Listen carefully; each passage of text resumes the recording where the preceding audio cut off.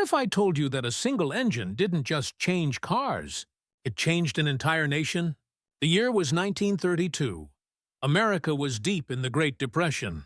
Jobs were scarce, money was tight, and most people were just struggling to get by. Cars back then were mostly practical tools, simple 4- or 6-cylinder machines designed to take you from point A to point B.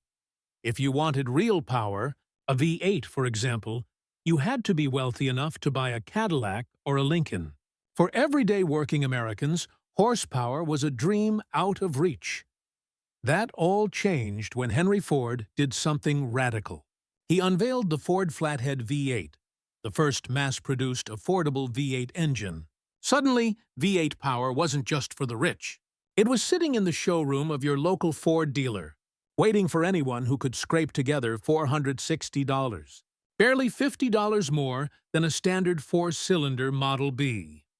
Adjusted for today, that's under $10,000, an unbelievable bargain for V8 performance.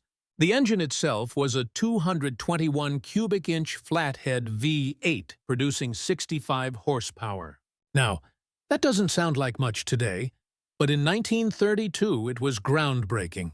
It was more power than most families had ever experienced, and it came wrapped in Ford's legendary durability. The engineering was clever too.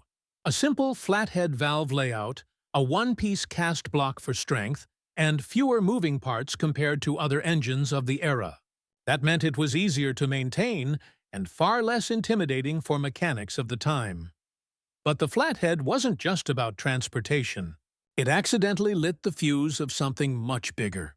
By the late 1930s, young car enthusiasts, especially in Southern California, began stripping weight off their old Fords, tweaking their Flatheads, and racing across the dry lake beds. After World War II, this trend exploded.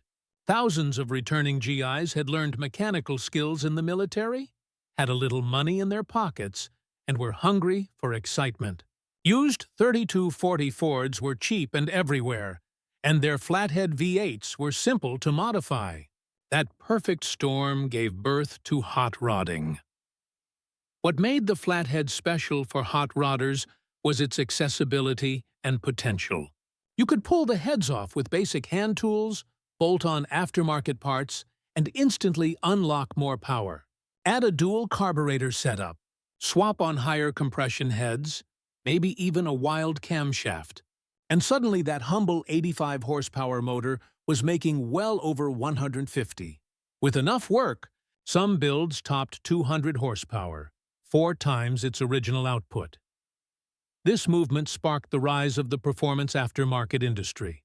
Companies like Edelbrock, Offenhauser, and Isky racing cams were born in garages, designing speed parts just for the Flathead.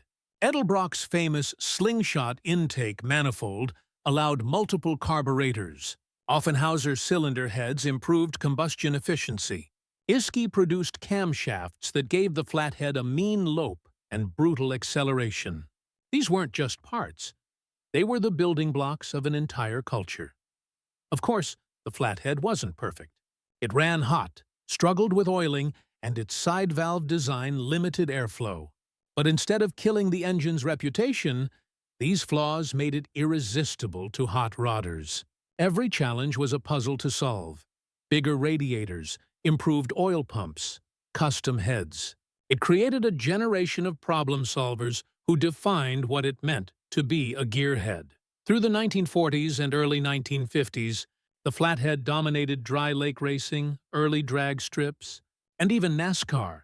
It was reliable enough for endurance, cheap enough for the masses, and flexible enough to evolve with each new performance trick. It was, without question, the heartbeat of America's first true performance movement. By 1953, Ford retired the Flathead in favor of more modern overhead valve designs. Engines like Chevy's small block soon took over the spotlight. But the Flathead's legacy was already cemented. It had democratized speed. It had given ordinary people the ability to build something extraordinary with their own hands. It didn't just power cars, it powered a cultural revolution. Even today, the Flathead has a loyal following. Traditional hot rodders still consider it the only authentic choice for pre-1949 Fords. Modern builders have access to better materials, improved heads, and even electronic fuel injection kits. A well-built flathead today is more reliable and powerful than ever.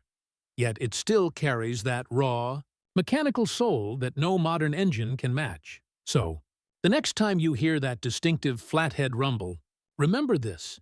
It's not just an old motor making noise.